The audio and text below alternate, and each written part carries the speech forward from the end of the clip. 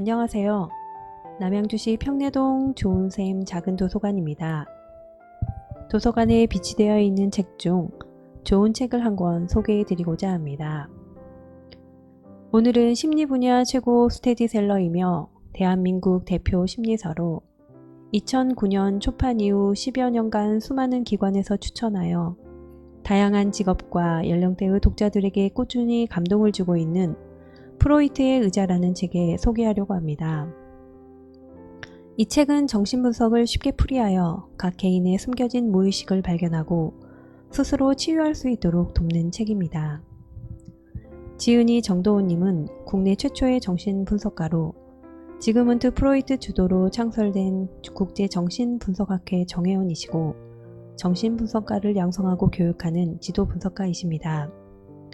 서울대 의과대학을 졸업하시고 서울대병원 교수로 30년 넘게 재직하며 정신과, 신경과, 수면의학 전문의로서 각종 미디어에서 대한민국 명의로 꼽힌 바 있으십니다. 국제정신분석학회가 인증한 한국정신분석연구회 창립회장과 국제정신분석학회 위원직을 역임하셨고 현재 서울대학교 명예교수이십니다. 이 책은 크게 4가지의 이야기로 나뉘어져 있습니다. 첫 번째 이야기, 숨겨진 나를 들여다보기. 내 마음은 오늘도 전쟁터 같습니다. 복잡한 감정들이 여기저기서 솟구칩니다. 나의 마음은 어떤 게 진짜일까요? 프로이드의 소파에 나를 눕힙니다. 나는 계획된 이야기가 아니라 그냥 이야기를 시작합니다. 내 마음에 떠오르는 이야기를 합니다. 분석가와 나 사이에는 자유연상을 하기로 약속이 되어 있습니다. 자유연상이란 마음에 떠오르는 생각을 가리지 말고 그대로 말하는 것입니다. 가릴 건 가리고 좋은 것만 말하는 게 아닙니다. 그래야 내 마음 속에서 무슨 일이 일어나고 있는지 분석가가 나에게 해석해 줄 수 있습니다. 물론 남에게 내 이야기를 다 털어놓기는 쉽지 않습니다. 말을 꺼내기 쉽지 않은 이유는 말하기 거북한 이야기를 내가 숨기려 하기 때문입니다. 머리에 떠올리기도 수치스러운 이야기가 있고 그 말을 들은 분석가가 어떻게 생각할지도 걱정이 됩니다.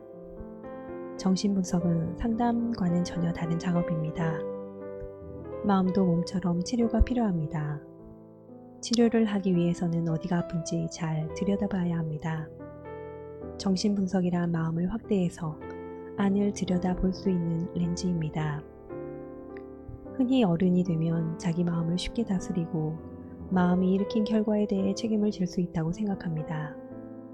하지만 어른이 되어도 마음을 편안하게 잘 다스리기는 어렵습니다. 내 마음은 나도 모르게 흘러갑니다. 이유가 무엇일까요? 마음속 깊이 자리 잡은 무의식이 의식을 지배하기 때문입니다. 내 마음속엔 3사람이 삽니다. 그들의 이름은 이드, 초자아, 자아입니다. 이드는 욕구를 주장하고 초자아는 금지된 일을 못하게 막아서거나 이상을 추구하고 자아는 타협점을 찾아 중재합니다. 이드는 충동적인 어린아이와 같아 바라는 것이 있으면 금방 이루어야 하고 참고 기다리지 못합니다.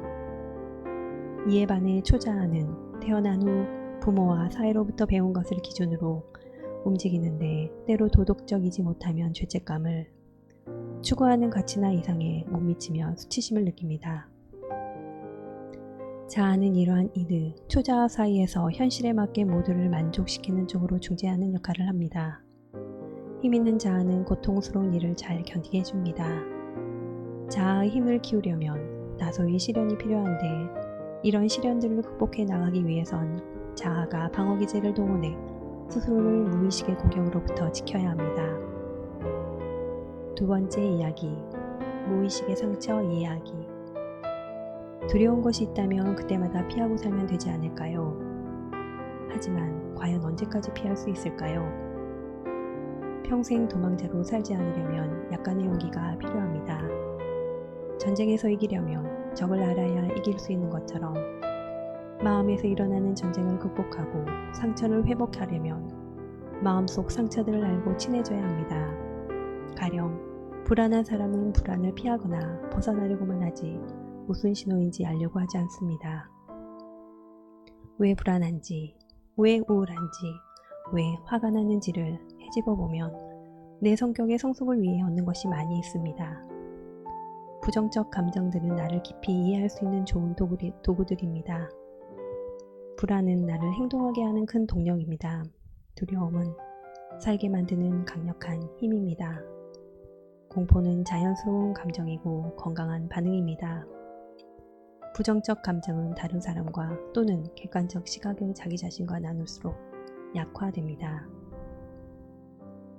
세 번째 이야기. 타인을 찾아 끝없이 방황하는 무의식. 우리는 이유 없이 좋은 사람, 미운 사람을 나눕니다. 기준은 어떻게 생겨나는 걸까요? 사람은 다른 사람과 함께 살아야 제대로 성숙하며 살 수 있습니다. 자신의 내면을 들여다볼 여유와 다른 사람과의 관계 안에서의 균형이 필요합니다. 사람과 사람 사이의 소통에서 비극은 말에 대한 오해로 시작되는 것이 아니라 침묵을 이해 못할 때 시작됩니다. 나와 남이 같이 섞여 있지만 따로따로 구분이 가능한 사회가 되어야 합니다. 인간이 사회적 존재란 말을 정신분석학적으로 풀면 늘 대상을 찾으려 한다는 의미입니다. 여기서 말하는 대상은 다른 사람입니다. 우리는 매일 낯선 사람들 사이에서 삽니다. 그러나 아무리 얼굴을 매일 본다고 해도 마음으로 연결되지 않으면 서로에게 영원히 낯선 사람입니다. 네 번째 이야기. 무의식을 대하는 치유법. 헤어진 연인 때문에 상실감에 빠져 있다면 과거에 서 있는 사람들입니다. 누구나 자기가 현재를 살아간다고 생각하지만 그렇지 않습니다. 나는 현재에 있으면서 과거를 후회하고 미래를 걱정합니다. 현대의 인의 현재는 분열되고 조각조각 나 있습니다. 일터에서는 휴가에 대한 공상으로, 휴가지에서는 일에 대한 생각으로 머리를 채웁니다. 현재에 머물지 못하고 과거에 집착하거나 미래를 걱정하는 순간 우울과 불안이 자라납니다. 무럭무럭 자라납니다. 그리고 시간이 지나면 후회로 이어집니다. 현재로 경험하고 즐기면 우울과 불안이라는 부정적 감정의 성장을 멈추게 할 수 있습니다. 상대가 당신의 의견에 쉽게 동의할 것이라는 환상을 버리세요. 다른 사람이나 나나 우리는 모두 상대가 나를 무조건 이해하고 동의해 주길 기대합니다. 하지만 그런 일은 불가능합니다. 서로 너무 다르기 때문입니다. 결론. 우리의 갇힌 마음을 풀어보세요. 내가 나를 안다고 하지만 사실은 잘 모릅니다. 내 마음의 움직임도 모르는데 남을 알기는 더욱 힘든 일입니다. 내가 나를 알려면 내 마음의 움직임을 알아야 합니다. 내가 남을 아는 것도 마찬가지입니다. 내 마음속에 그림자가 크게 지면 나도 남도 잘 알기 어렵습니다. 마음에서 흘리는 피도 지혈이 필요합니다. 마음의 피를 멈추게 하지 않으면 나를 잃어버립니다. 출혈의 원인을 조심스럽게 찾아야 합니다. 새고 있는 혈관의 상처를 찾아서 정성껏 치료해야 합니다. 마음속 응어리는 서서히 잘 풀어야 합니다.